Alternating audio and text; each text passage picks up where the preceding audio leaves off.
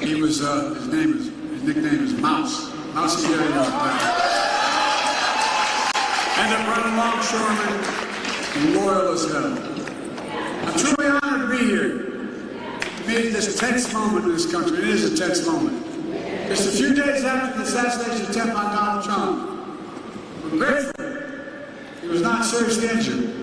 We continue to pray for him and his family. It's time for an important conversation in this country. Our politics has gotten too heated.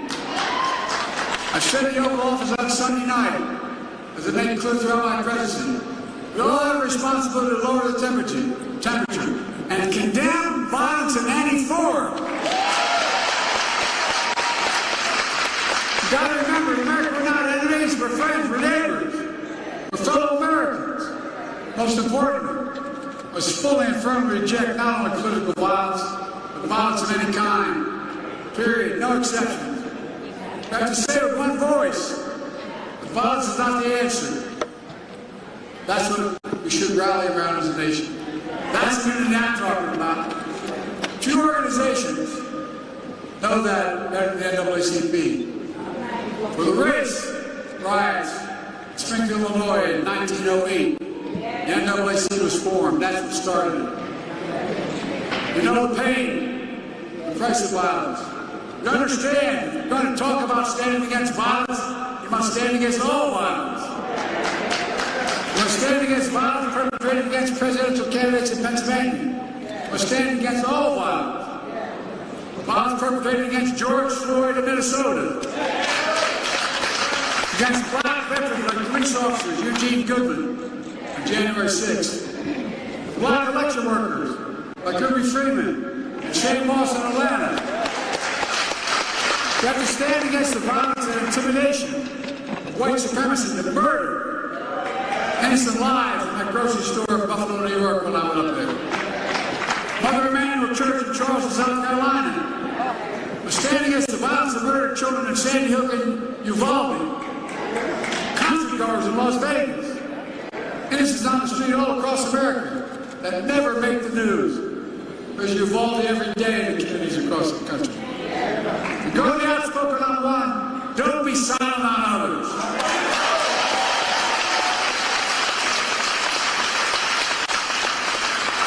We're going to speak about violence.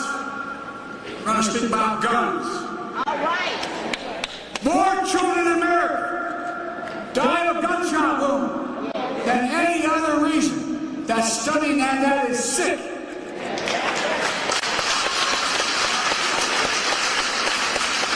And it's sheer cowardice if we do nothing about it. So, if you want to stand against violence in America, then join me in getting these weapons of war off the streets of America.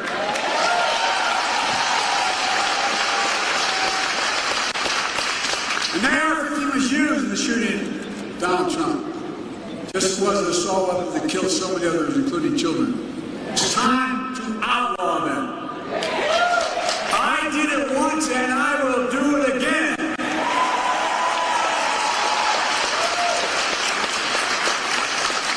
Now, just because we must lower the temperature, our politics is related to violence, it doesn't mean we should stop telling the truth. Who you are, what you've done, what you'll do, that's fair game. As Harry Truman said, I never deliberately given anyone hell. I just told the truth and they thought it was hell. That's what I'm going to do. But here's the truth about why Donald Trump's presidency was hell in Black America. He tried to repeal Obamacare to kick millions of Black Americans off their health insurance. He had a $2 trillion tax cut.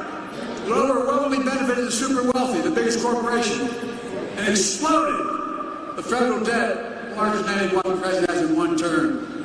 He left no room for us to do what we should be doing, especially things that affect people's lives, like child care, elder care, and so much more, that grow the economy and help people. His mismanagement of the pandemic was especially devastating to Black communities. Oh, I know. and other countries and other communities of color. That economic crisis drove up black unemployment, decimated small black businesses, and you peacefully protested George Floyd's murder. Donald Trump called for the National Guard to go after him. What else is the matter with this man? Well, I'm serious. Go figure. From a guy who spread the birth of lie against Barack Obama, saying he wasn't born in America and he wasn't a U.S. citizen. Of course, here's what he thinks of black jobs. I love this phrase, black jobs. Tells a lot about the man and about his character. Folks, I know what a black job is. It's a vice president of the United States.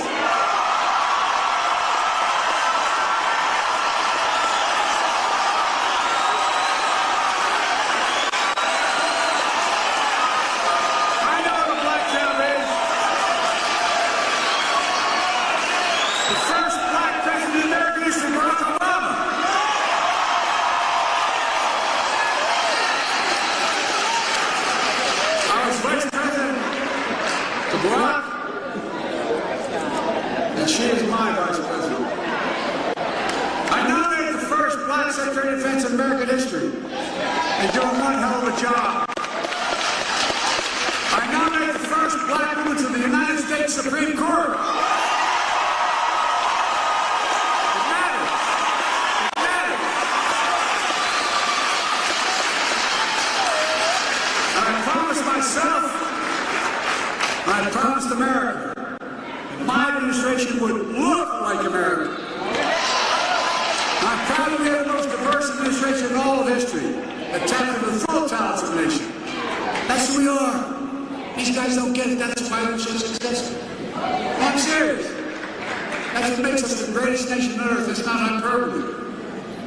Folks, it's because of you that I'm president and Kamala Harris is vice president. By the way, she's not only a great vice president, she could be president of the United States.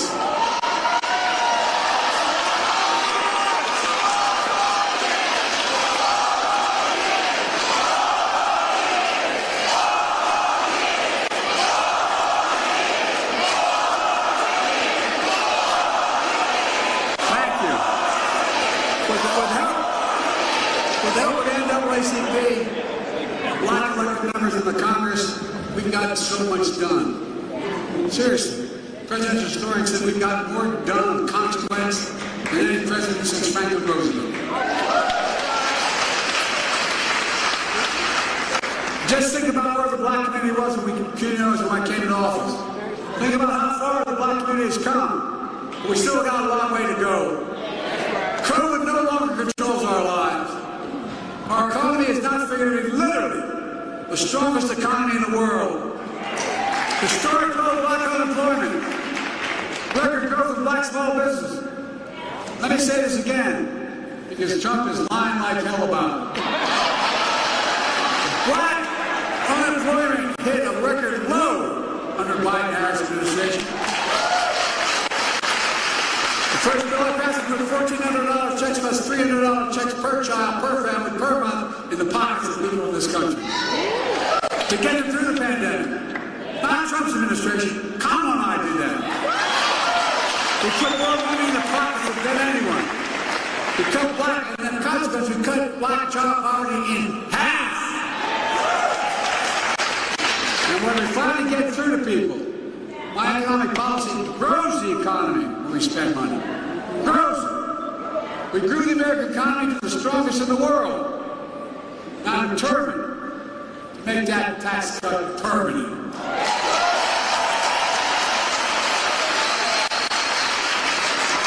No child should ever go hungry in America. And by the way, all the data shows they can't let them tell us we drive up deficits. They drive up deficits, folks. When you have child care, guess what? Mom or dad can work. And the child can be safe. We're connecting black neighborhoods.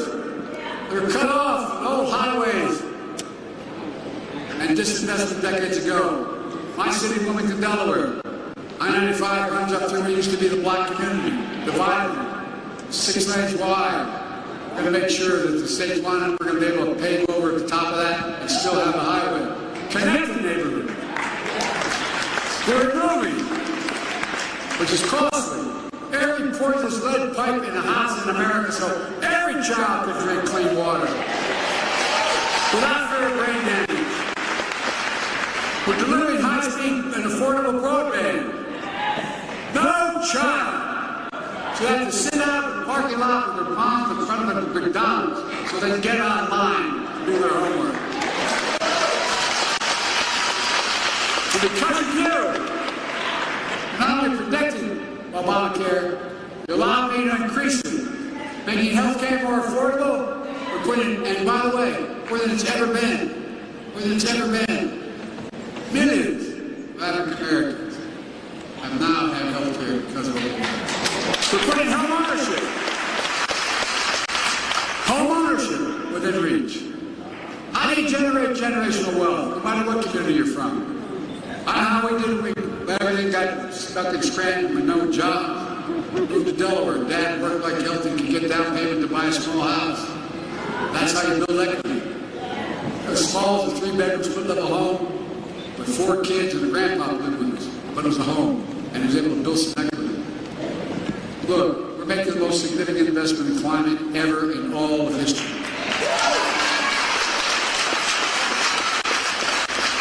Including the most significant action on environmental justice ever. Look, folks, think about this. My state of Delaware, not many don't know my state. My state of Delaware has a Delaware River runs up on Jack. But at the top of the state, there's a half moon. And it comes up along more oil refineries on the other side of that half moon in Marcus-Lincoln area than anywhere in the country, including Houston. And guess what?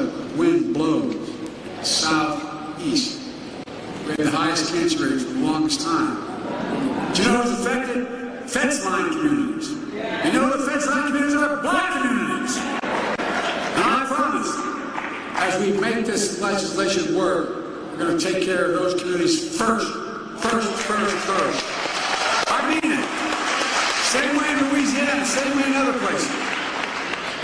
Look. We've received student debt for more than $4 billion borrowed. A significant amount of black borrowed. I don't know how many have called me and said, Mr. President, I got the phone numbers, I called them back. Mr. President, thank you. Couldn't get married. Our debt was so large. Couldn't have children. Couldn't think of, no, I'm serious, you know it. Couldn't buy a home. But what you did, you freed me of my debt, and you gave me $10,000 for a down payment on a home.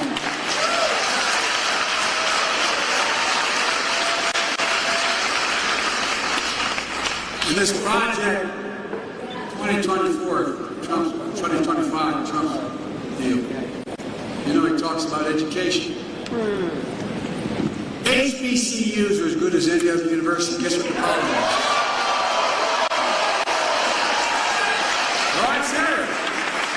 Not joking. Tom and I have a constant fight. She says Howard's the best. I say Delaware State's the best. Because that's how I got my start. But my point is this. They don't have the endowment. So what are the jobs of the future? The high-tech jobs. You're going to pay a lot of money. They don't have the money for the laboratories. They don't have the money for all that material. So that's why I've invested a record $16 billion in HBCU. There's no HBCU student is any less qualified than any student anywhere else.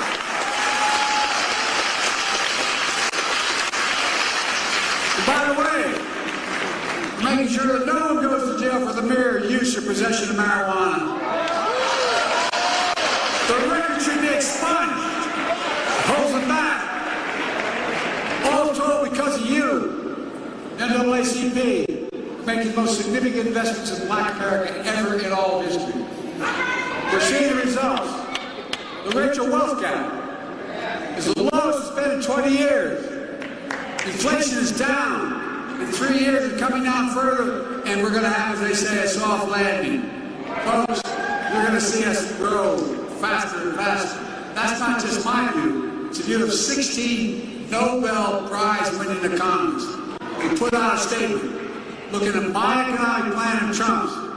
They said, my plan will continue to lower inflation, continue to grow the economy. Prices are falling. Cars, appliances, and groceries. We're going to keep corporate greed at bay. But here's the thing what I said about Trump. They said his policies will cause a recession. No, this is not a Democratic outfit. 16 Nobel laureates. Look, I come from the corporate state of the world, Delaware. I don't know how they work, but more corporations incorporated in my state than any state in America, all combined. And that's what? We have to deal with corporate greed now. No, it is. Corporate profits are double since the pandemic. They keep bringing prices down. We have to bring prices down further. Look, folks, the idea that corporate-owned housing is able to raise your rent $300-400 a month or something, but what I'm about to announce, they can't raise it more than $55.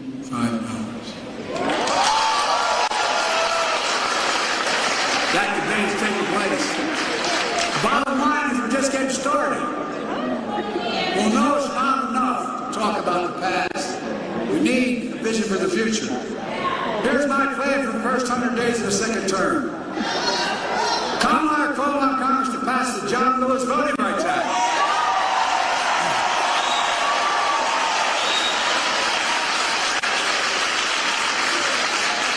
I did all that I was constantly able to do with executive authority, but we need the act.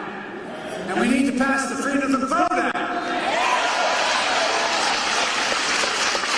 Now sign and vote for the law immediately. And guess what? Come hell or high water, we're going to restore Roe v. Wade as the law of the land.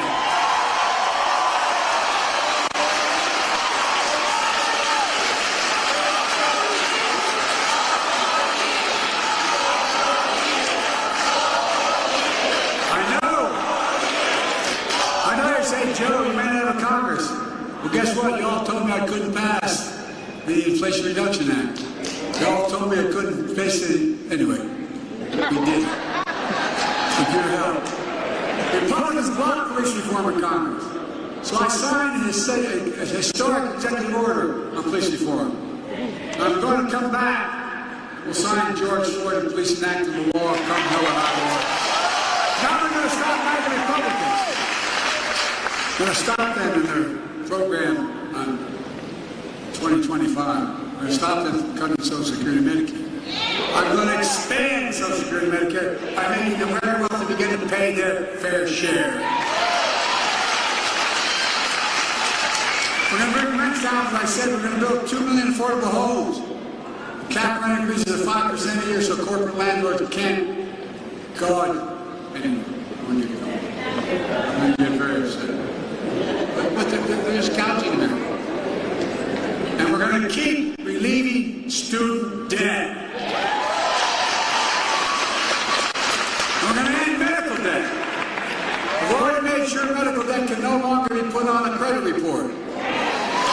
Well, I'm working with states to wipe out medical debt for pennies on the dollar so it's not hanging over you the rest of your life. We're going to raise the federal minimum wage. Our first term, we capped the cost of insulin for seniors at $35.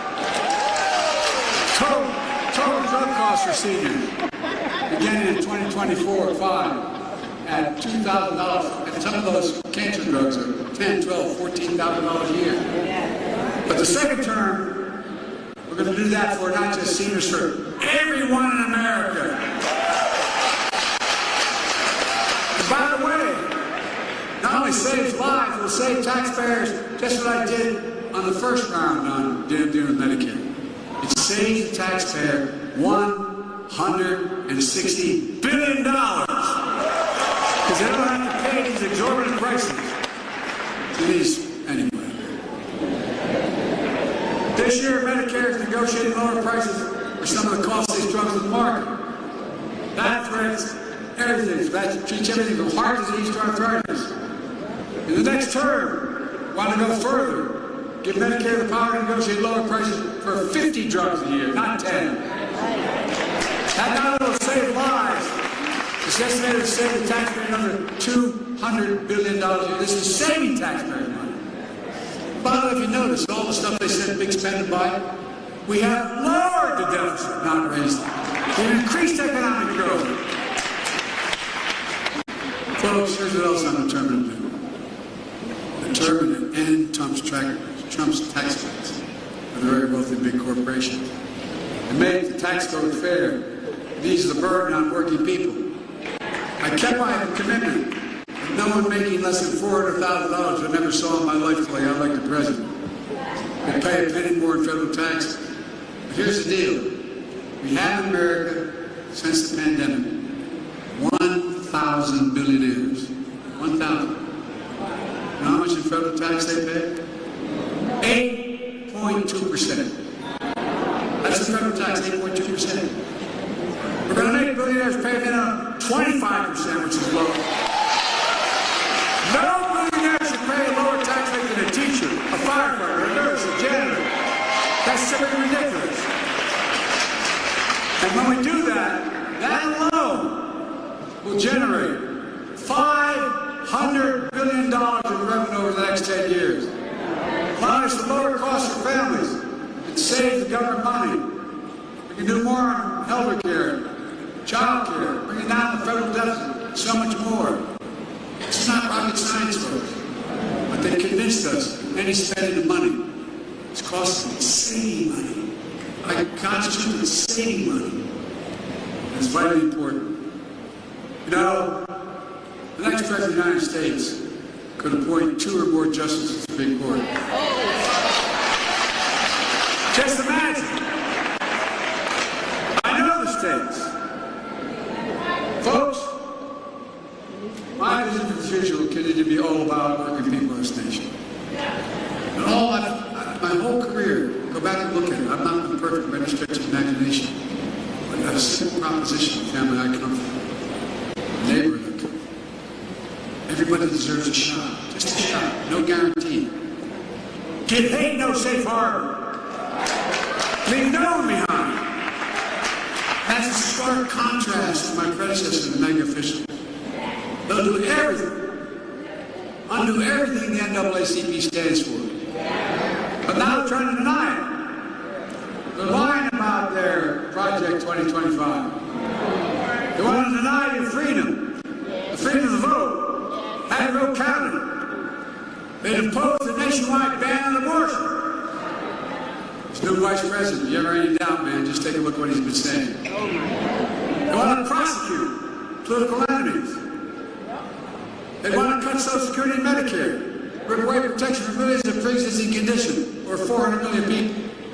Stop Medicare from negotiating lower prescription drug prices, risking people's lives, costing the government more money. They eliminate the Department of Education. No, you ought to read it. Saying it's a state issue. Give me a break, state. We know how well we do with the states. It would cut school lunches, eliminate the Head Start program for lower-income children. It allow employees to stop paying overtime, employers to stop paying, catch this one, to stop paying overtime to hourly workers. They're such good people. But give the very wealthy and big corporations new taxes. They've already eviscerated affirmative action. It also decimated diversity, equity, and inclusion all across American life. We're already trying to do it by banning books, trying to erase black history. Black history is American history.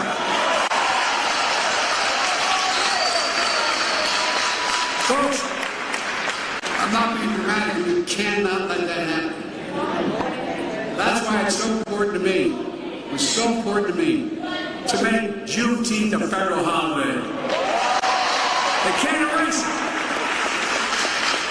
People are going to know what happened Juneteenth. That's why I made federal lynching a federal hate crime in Emmett Till's memory, and that's where you've been reminded. Remember what they're trying to do? as well as establish national monuments for Mamie and Emmett Till. So much more.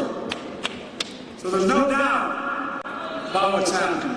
Look, folks, as I said before, we know Black history is American history. It's as simple as that. Let me close with this. Mom tells us, I'm young, and now I'm old.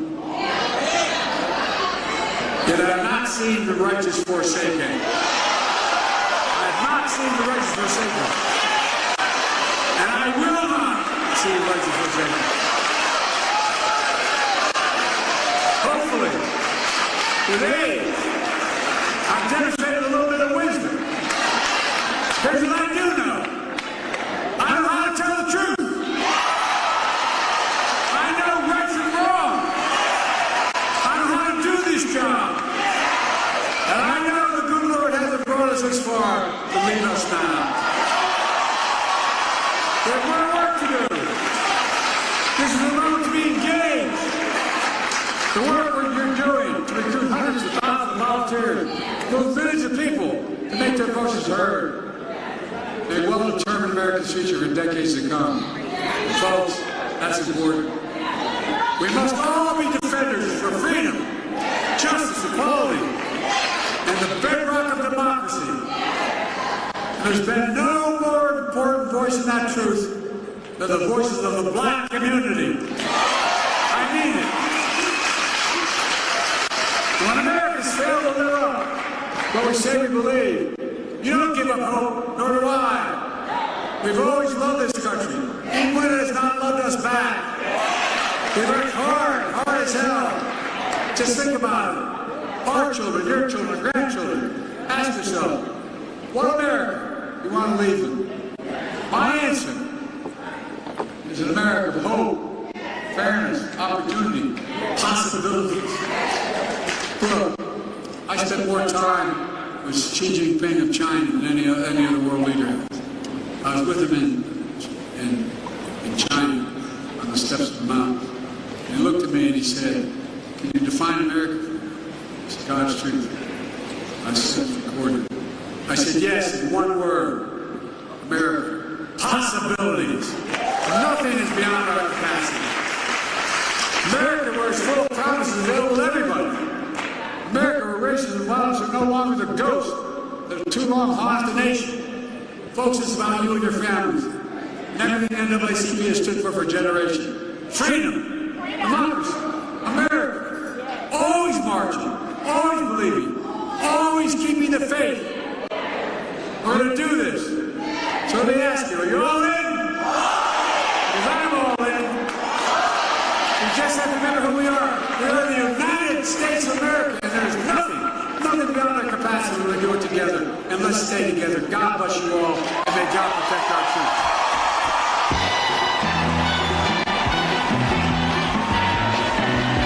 And I'm a lifetime member of the NAACP. And I am all in. My word, I am all in. President Johnson, thanks for the introduction and for your leadership, most of all for your friendship. Thanks to all the thousands of members across America who are here. One of the most important organizations in our country. And a special thanks, I mean it sincerely, to the members of Congress who are here, including Nevada's own Stephen Horsford, chair of the Congressional Black Caucus. I don't know where he is, but I know he's out there. And so many members of the CBC members defending freedom, like Benny Thompson of Mississippi, chair of January 6th Committee. And the best friend anyone can have, Jim Clyburn of South Carolina.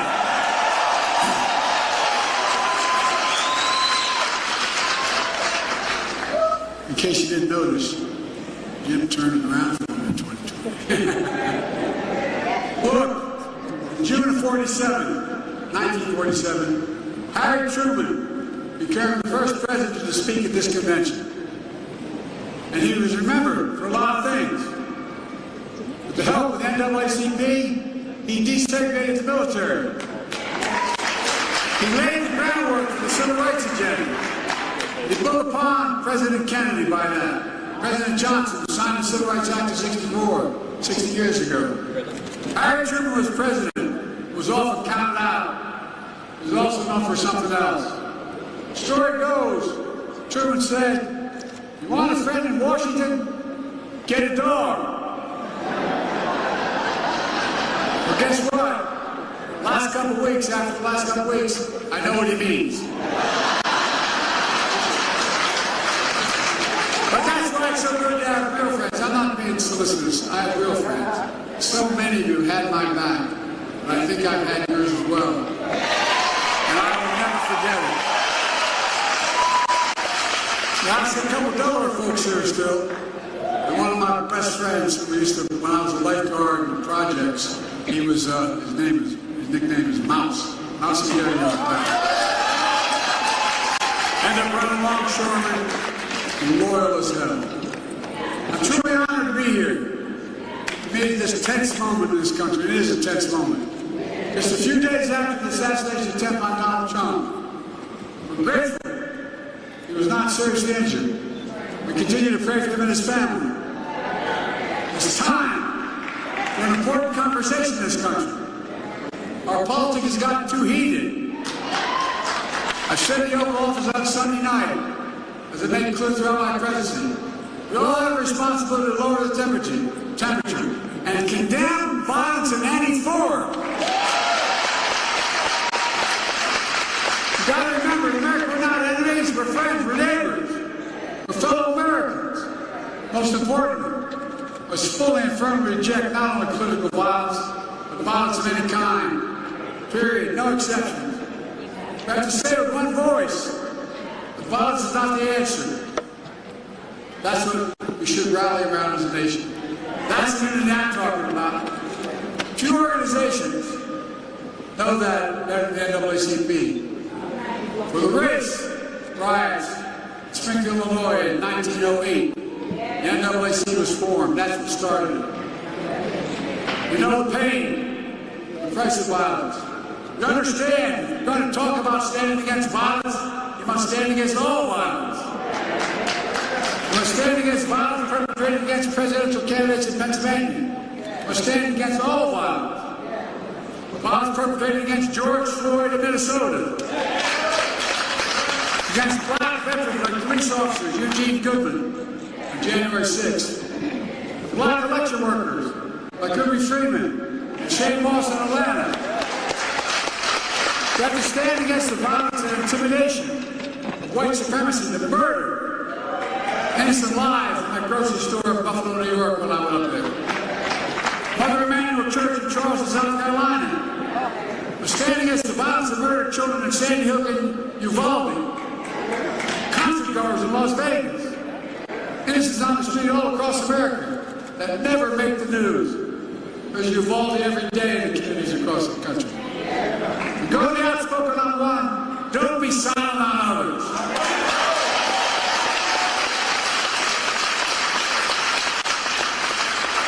We're going to speak about violence. We're going to speak about guns. All right. More children in America die of gunshot wound than any other reason. That's stunning and that is sick.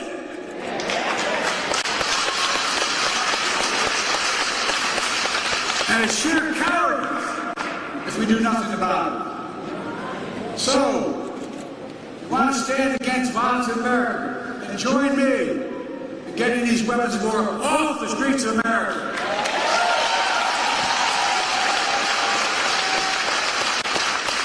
An AR-15 was used in the shooting of Donald Trump. This was an assault weapon that killed so many others, including children. It's time to outlaw them. I did it once and I will do it again.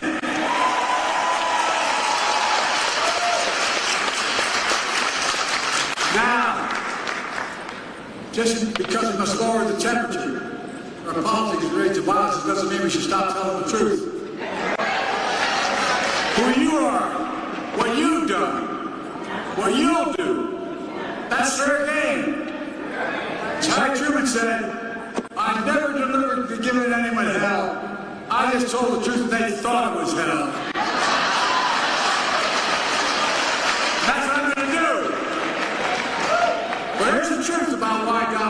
places he was held, Black America. He tried to repeal Obamacare to kick millions of Black Americans off their health insurance. He had a $2 trillion tax cut that overwhelmingly benefited the super wealthy, the biggest corporation, and exploded the federal debt larger than any one president has in one term. He left no room for us to do what we should be doing, invest in things that affect people's lives, like child care, elder care, and so much more, that grow the economy and help people. His mismanagement of the pandemic was especially devastating to Black communities. Oh, I know. In other countries, in other communities, we call it. That economic crisis drove up Black unemployment, decimated small Black businesses, and you peacefully protested George Floyd's murder. Donald Trump called for the National Guard to go after him. What the hell's the matter with this man? Well, I'm serious. Go figure. From a guy who spread the birth as a lie against Barack Obama, saying he wasn't born in America and he wasn't a U.S. citizen. Of course, here's what he thinks of black job. I love this phrase, black job. Tells a lot about the man and about his character. Folks, I know what a black job is. It's the Vice President of the United States.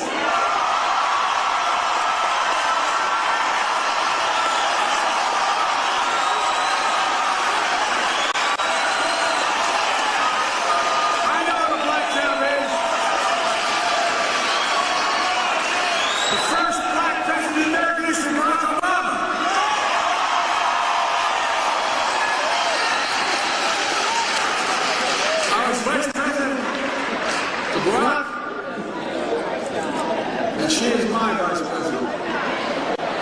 I nominated the first Black Secretary of Defense in American history. They're doing one hell of a job. I nominated the first Black woman to the United States Supreme Court. It matters. It matters. And I promised myself, and I promised America, my administration would look like America. I'm proud we have the most diverse administration in all of history that tapped into the full talents of the nation. That's who we are. These guys don't get it. That's why we're so successful. I'm serious. That's what makes us the greatest nation on earth. It's not hyperbole. Folks, it's because of you that I'm President and Kamala Harris is Vice President. And by the way, she's not only a great Vice President, she could be President of the United States.